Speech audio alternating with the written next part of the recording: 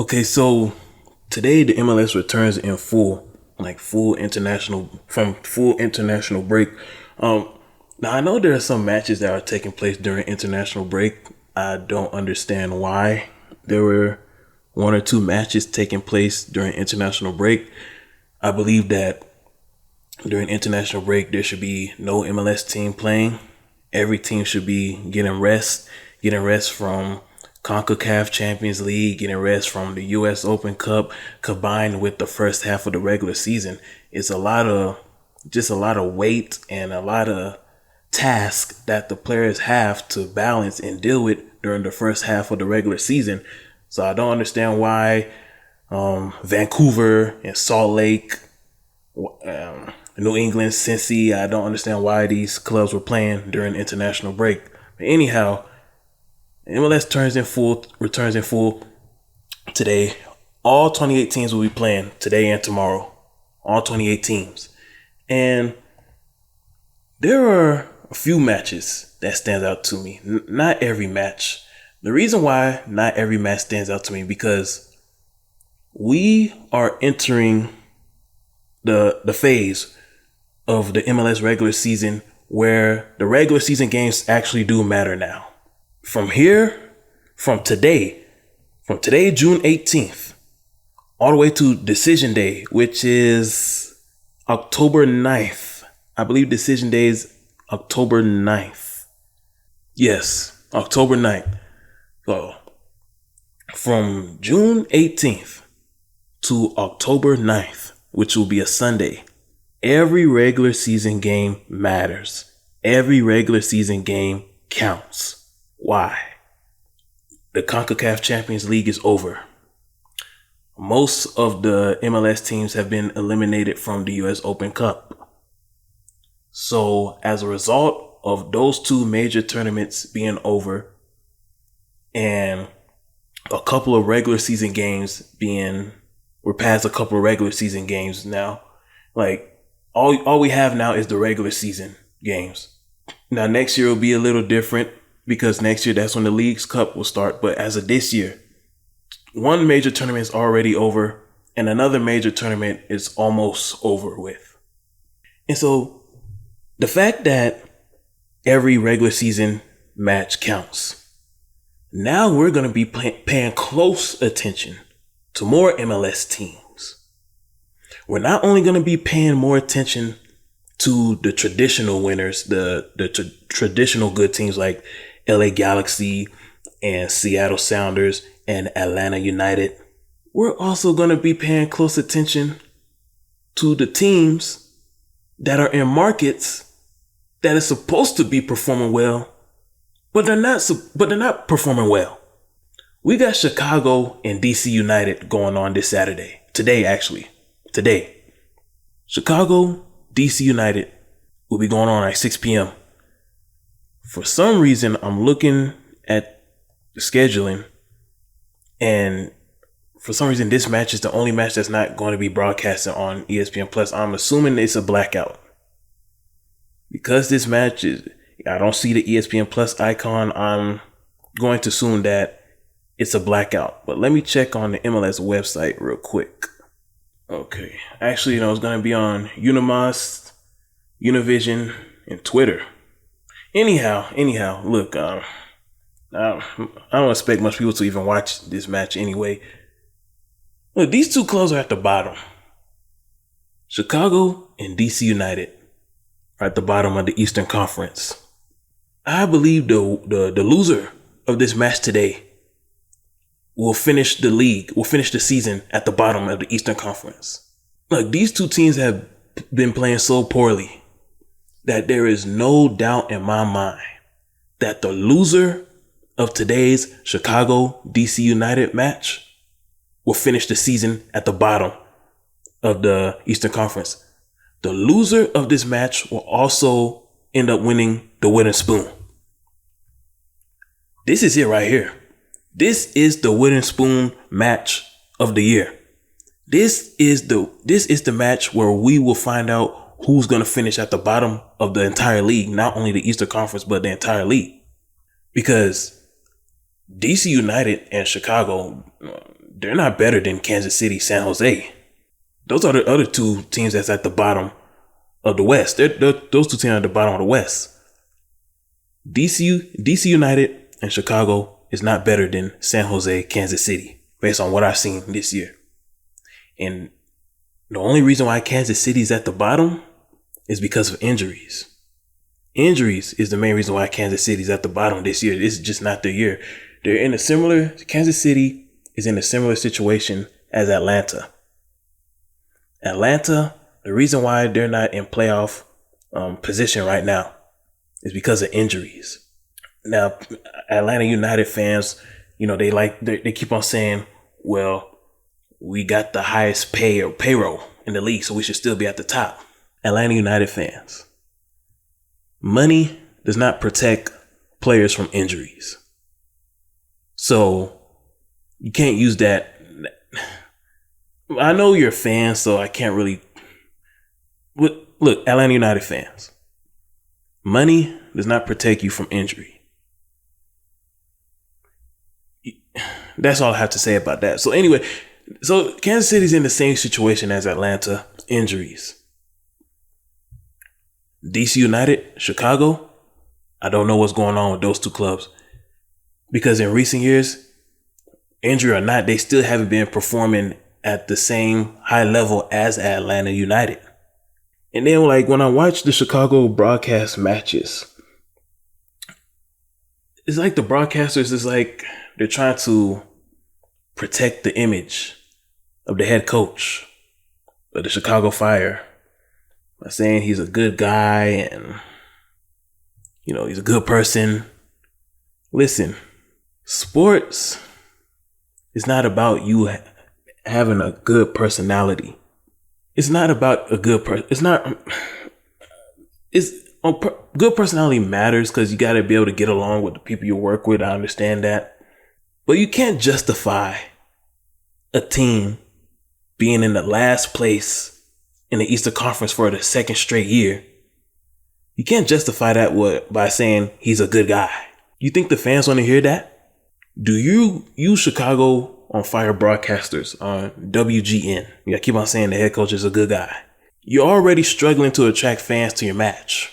The only reason why a lot of fans showed up to that match earlier this season against LA Galaxy, they weren't coming to see you, Chicago Fire. They weren't coming to support you, Chicago Fire. They were Chicharito fans. Excuse me if I pronounced the name wrong, but they were Javier Hernandez fans. They weren't showing up to see you. So you can't, and this is one of the reasons why I'm looking forward to the MLS going to Apple TV, so we can have more real soccer broadcasters who can explain the game to us, who can really talk to us about the game. So when we see a team like Chicago losing, we won't hear, oh, the coach is a good guy. You should still support the team because the coach is a good guy. Fans don't want to hear that. Fans want to know, why is a team that has the highest paid player in the MLS at the bottom of the Eastern Conference? You got the highest paid player in the league, and you're not better than Toronto. You're not even better than Charlotte, and this is Charlotte's inaugural season. Charlotte just fired their coach, and they're still in playoff position. In Chicago, you're all the way at the bottom. And same with you, DC United, I don't know what's going on with you. Because DC United, you're in a special situation. The reason why you're in a special situation is because the Washington football team of the NFL, rugby style football, the Washington Commanders, they have been average.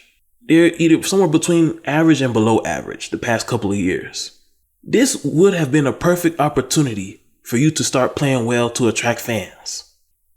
Actually, all three of the major Washington sports teams have been somewhere between average and below average. The Commanders, Washington Nationals, Washington Wizards.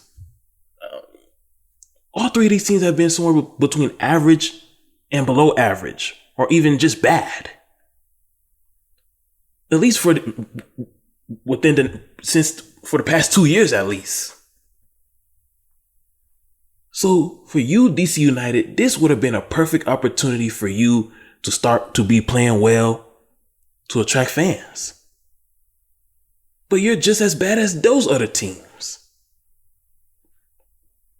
Like, what is the vision for DC United? What is the vision for DC United? I'm just curious to know. It's good, it's just a lot of these pioneer teams I'm seeing this year. DC United, Columbus, San Jose, New York Red Bulls, Kansas City. Well, New York Red Bulls are actually playing a little better this year. But I just want to know, like, because you pioneers, you guys are supposed to be the face of the MLS. The only pioneer that has been carrying the MLS shield with integrity ever since the league started in the late 90s has been the LA Galaxy. Anyhow, I'm gonna talk. I'm gonna talk about something, some more interesting matches. I'm tired of talking about losers and teams that are not trying to win. Losers who will accept being losers. That's one thing I don't like. It's one thing for you to be a loser, but if you accept being a loser, that's when I don't have any respect for you. When you're okay at being at the bottom every year, like Chicago Fire, that's when I don't have any respect for you. That's why I'm starting to think, I'm starting to consider, should Philadelphia replace Chicago as a premier team, as the face of the MLS? Because Chicago is one of those teams that I kept saying that they should be like the face of the MLS just because of the market that is in. At the beginning of the season, I said New York, LA, Chicago, Miami. Those should be the premier teams in the MLS. I already kicked Miami off. They're not part of the premier club anymore. Miami is not part of the premier club anymore. I kicked them out because David Beckham, he's not serious about winning championships. So I kicked Miami out and I replaced them with Atlanta. If Chicago loses to DC United tonight, I'm kicking Chicago out and I'm going to replace them with Philadelphia. Because I can't stand a team that's always losing and they accept losing. So Chicago, you lose to DC United today, I'm kicking you out of the Premier Club and I'm replacing you with Philadelphia. Now, let's move on to the West. We got the battle for Western Supremacy going on. I like how this schedule is. We're coming right off of the international break, and we got the LA, the city of Los Angeles, going against the Northwest. Now, this is a big sports rivalry. Well, I don't know about the other sports, but when it comes to soccer, this is a big soccer rivalry. Los Angeles versus Seattle. Now, Seattle and Portland, they don't get enough credit for being sports cities. And it's because of their location. They're far out to the northwest near Canada. So a lot of people don't live out there. So a lot of people don't know much about those two cities when it comes to sports. But I'm telling you, Portland and Seattle, they are a proud group of people and they support their clubs. They support every sports team. Every. And the thing that Portland and Seattle don't like, they don't like the fact that the city of Los Angeles gets more credit of being good teams more than them. Seattle has performed better than the LA Galaxy and LAFC. But because the city of Los Angeles is more popular and it's the home of Hollywood, the city of Los Angeles, LA Galaxy and LAFC is more popular than the Seattle Sounders. Because it's the city of Los Angeles, the LA Galaxy and LAFC, they get more media publicity than the Sounders. You know, we all forget that Portland was the team that played in the MLS Cup Championship game against NYCFC last year. And we all forget that it was Portland that forced extra time or overtime in that MLS Cup Championship game. Because remember, in that 2021 MLS Cup Championship game, Tati Castellanos, he scored a goal in the 44th minute. And NYCFC had a lead all the way until extra time. And Portland forced extra time. When I was watching that game, I really thought Portland was going to win.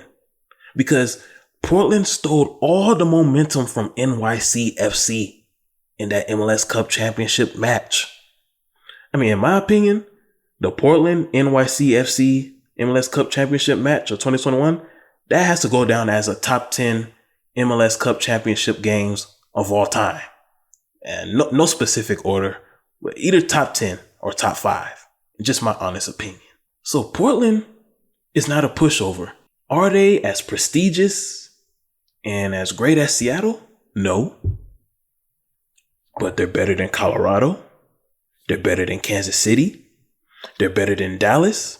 They're better than Houston. They're better than Austin. Like, these are my top, like, the city of LA and the Northwest teams. These 4 teams are my top 4 teams in the West. No specific order.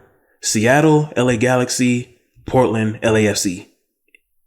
And I'm not gonna sit here and debate who should be number 1 and all that, but those are my top 4 teams in the West.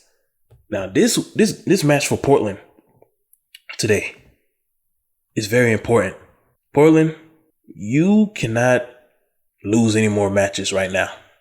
For the month of June and the month of July, Portland, you need to go on a winning streak where you don't have any losses. Wins and ties, Portland. You need at least 1 point in every game for the month of June, for the rest of the month of June, and the whole month of July. The Western Conference is too tough, and you can't afford to stay at the bottom. You can't afford to lose. Then we have the Seattle Sounders. Now, remember when I told y'all during the CCL championship title when the Sounders won, and a lot of people on social media were saying, and even the broadcasters, I'm not going to get too much into the broadcasters, but even the broadcasters were saying, well, they're still at the bottom. But I was like, wait a minute now. You broadcasters should know, and everybody who's been following soccer should know, that a lot of these matches in the first half of the season, you can afford to lose a few in the first half of the season and then perform better in the second half of the season and still make the playoffs. Vancouver did it last year. After the first half of the MLS season in 2021 in the Western Conference, Vancouver was at the bottom. They came back in the second half of the season and they were able to clinch a playoff spot on decision day. Now look at the Sounders. In the first half of the season, they're at the bottom of the Western Conference. But look at where they are now. They have quietly made it back into playoff position. This is why, if I was a Sounders fan, I would not have worried at all during the first half of the regular season. Because if I was a Sounders fan, I would have known that this is a well-managed team. And because this club is properly managed from the front office all the way to the coaching staff, I have nothing to worry about. They'll turn it around. And that's what they're doing right now. I expect the Sounders to win against LAFC today. Carlos Vela, he doesn't really strike.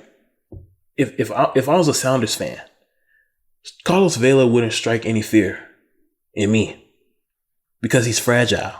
Like we saw what happened in that U.S. Open Cup match, in the El Tráfico U.S. Open match. A little shoulder rub forced him out of the match.